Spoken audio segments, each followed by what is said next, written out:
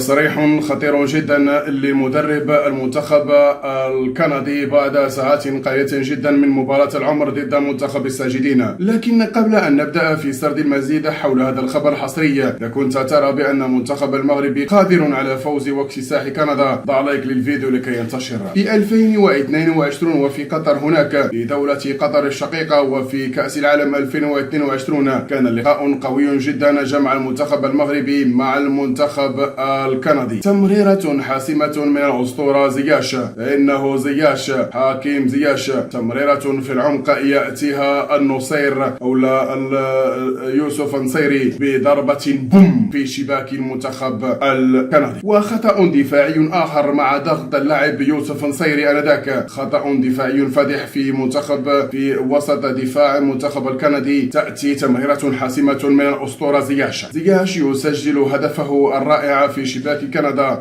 ويفرح أكثر من 500 بل أكثر من 2 مليار مسلم آنذاك كلهم شجعوا المنتخب المغربي، معهم الشعب الجزائري أيضا قام وقفة واحدة مع المنتخب المغربي وقال إنه منتخب أسطوري، إنه منتخب أسطوري.